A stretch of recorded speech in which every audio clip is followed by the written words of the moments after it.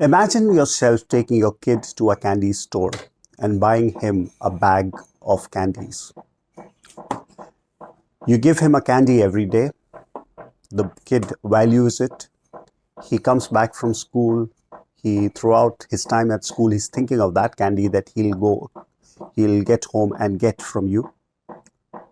And he takes his candy and waits for the next day. Now imagine if you start giving your kid candy every hour.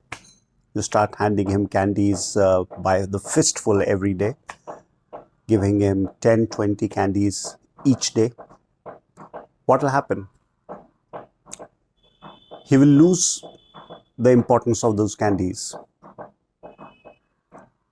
Because since they are coming so easily, he'll eat some and then soon he'll start throwing them away. Because for him, those candies, which were precious because they were few, they will become worthless because you are filling his pockets with those candies. So he'll start considering them worthless. Now, this is probably what is happening with Australia in white ball cricket, especially the T20 World Cups. T20 World Cups are coming so frequently that they are beginning to lose interest in it. They're probably starting to consider it worthless. I could be wrong because they might be going through a transformation phase where some new players are coming and the old ones are going out.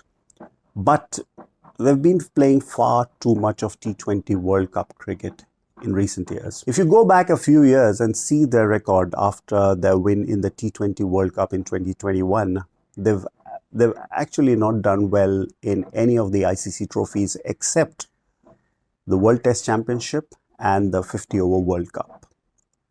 2021 T20 World Cup was a different case because it was happening after 5 years and it was coming after a period of COVID.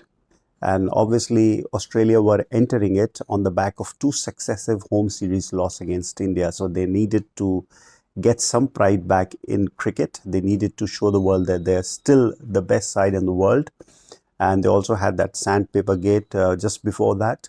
So probably they took that tournament seriously. But after that, 2022, the next year, when the tournament happened in their backyard, they lost in the Super 12s. 2024, they lost in the Super 8s. They even lost to Afghanistan that year.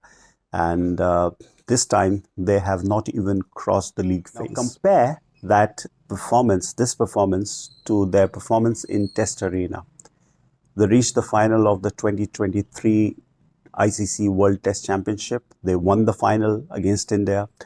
They reached the final in 2025 also of the World Test Championship, where they lost to South Africa. And the 2023 World Cup, the ICC ODI World Cup 2023, they defeated India in the final. But in the T20 World Cup and also in the Champions Trophy, which happened last year, where they lost in the semi-finals, they've been underperforming. They're not looking like the champion team. So it could be that they are, overwhelmed by the amount of international T20 cricket that is being played.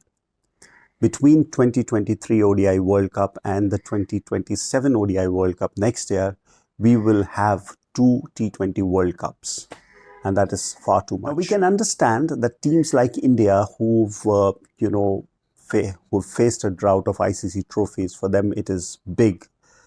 This is an opportunity to end that drought. They won the 2024 T20 World Cup and the 2025 Champions Trophy because they weren't being able to lay their hands on any of ICC trophies. That gave the fans a reason to celebrate. But if you look at it, the overall picture, I think T20 World Cup is not anymore as valuable as the ICC ODI World Cup is or the World Test Championship is. It is not that the format is inferior. We have the best T20 league, the IPL, in this format only. But I think it is primarily because ICC is holding T20 World Cups far too frequently. Ideally, T20 World Cup should happen every 4 years. 2 years after an ODI World Cup and 2 years before the next ODI World Cup. That way we are going to have add value to the T20 World Cup, and that way we are going to have teams like Australia perform to the best of their abilities.